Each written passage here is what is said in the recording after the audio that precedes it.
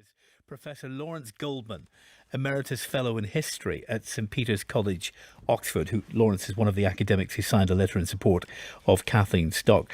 Far from being a myth, Lawrence, you believe cancel culture is a threat to liberal democratic values.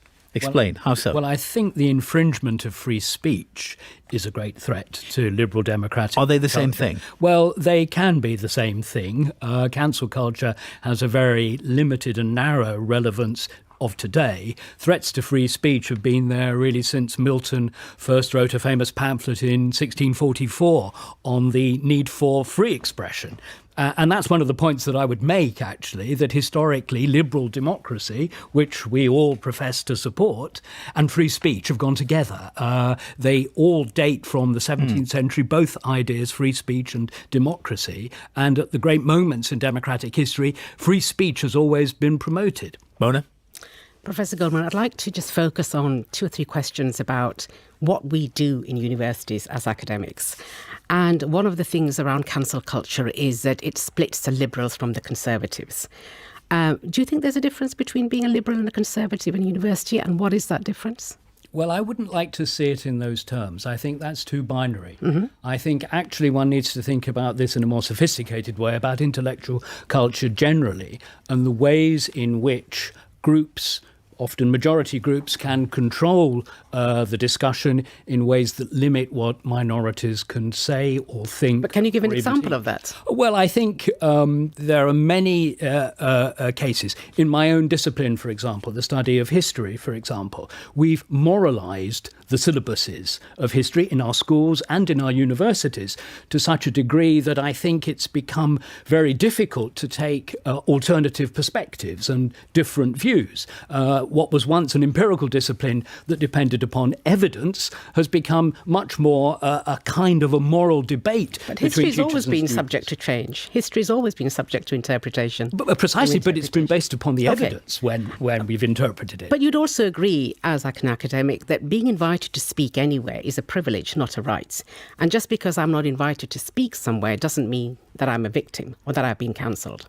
Well, I think it's a right that everyone should have, if you like, the opportunity, as they might take it, as an academic, to give their view. Kathleen Stock has written books and she's written articles. That's one way you can present your view. Sometimes you're invited. There are a range of ways. But a lot of people, as you know, speak about cancel culture in ways that, somebody has become a victim simply because they've not been invited. I always say, if somebody takes the time to invite you, that's a privilege. That's not your right.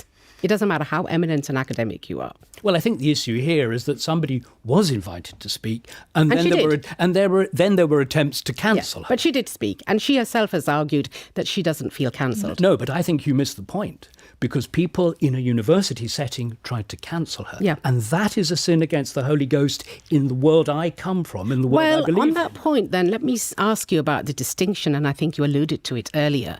Academic freedom isn't the same as free speech. We know that academic freedom in some ways is more limited because it follows rules. It's about conducting research, how to report results, organisation, disciplines and traditions. It's a collation of ideas, working with your peers and those before you. So it's not just about an absolutist view of freedom of speech. It's a very different kind of speech. I think we're disagreeing here. Academic freedom is not about academic disciplines. I mean, obviously, you and I will conduct the way we do our research in certain ways because our peers will judge us according to the methods that we use. But academic freedom is the freedom to make statements based upon the evidence across the board. Absolutely. I'm not denying that. It's not subject, as it were, to peer review. No, but I'm not denying that. But the reason why we have peer review is precisely because people want to see that you're actually following certain types of protocol, even if you are saying certain ideas, that you're not just shouting off because you feel like, oh, I want to just resist everything that's been said about this discipline. You would never get anywhere with a peer review on that. But that is precisely, if you like, why people like me are in defence of Kathleen Stock, precisely because she has followed all the canons of reasoning in her discipline of philosophy. She has adduced evidence. She wants to put a reasoned academic case, and she's been prevented, or at least attempts have been made to prevent her. Well, that escalated quickly, didn't it? I'll see your cancel culture and raise you a sin against the Holy Ghost. Now we're sucking diesel, as we say in Ireland. Over to you, Matthew. Yeah, I mean, Professor Goldman, I suspect we're of a similar generation. So I'm just interested in what's happened across our life course. So when I was at school, overt racism was commonplace, homophobia was mandatory, and the empire was something to be unambiguously proud of. I wondered, does the arc of history bend towards justice, in your view? It's an interesting question. One would then, of course, ask justice for whom, as it were. I suppose, is it better that we don't live in the world? Do you don't want us to return to that? But I wouldn't start from your premise. I would say, if we're talking about history, we must try to demoralise our study of it and the way we think about it. Of course, moral attitudes will change over time, but it would be better, when one thinks of the arc of history, not to claim that we, our generation, are necessarily better than an earlier generation. That's not the way one would want to think about history, because in a sense that's a kind of Whig history in which we are always better than those who came before us. I understand that, but looking at it from the perspective of 2023, we would say, would we not, that it was better that racism was not commonplace, that homophobia was not mandatory, and that we took a slightly more critical view of the British Empire. So we might say that's intellectual progress. But let me take you back to another moment, which is the 1980s, where Labour councils, because they said there was a problem about racism, because they said that homosexuals should be given the same dignity and status as heterosexuals, were vilified as loony left. You'll remember this. And not just by right-wing newspapers, but by the Prime Minister herself, I think, suggested that people who held such views were not fit for public office. Was that cancel culture?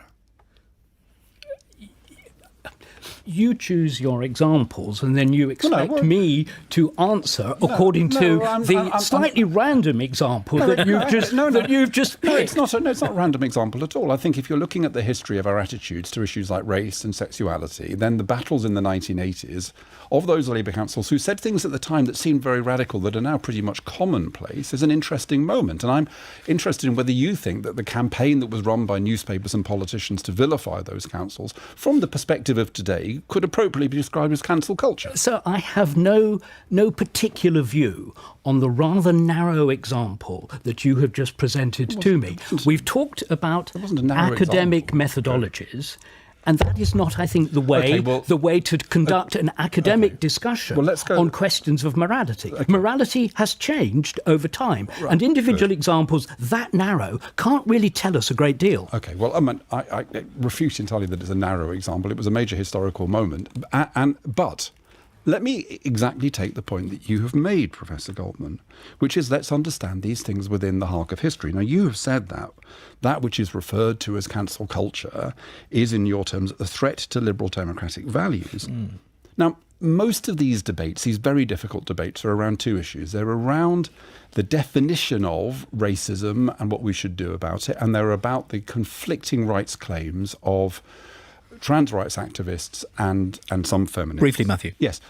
Is it not possible that in 5 or 10 years, these issues will have reached some kind of resolution and will have moved on to some other debate about the rights of robots or animals? Why is the fact that we're having a heated and difficult debate about this a threat to liberal democratic values? Lawrence. Because it is an example of a general problem. We need information and we need to test ideas in the public realm. John Stuart Mill, in On Liberty, famously argued that bad ideas will die when they come into contact with open debate and good questioning. Now, your example is a good one. Yes, we will move on, but we will only move on if we resolve these questions by public debate, by testing trans ideas in the full glare of publicity and allowing people to speak about them. Professor Lawrence Goldman, thank you very much. Much appreciated, Lawrence. And our final witness, Dr. Lorna Finlayson.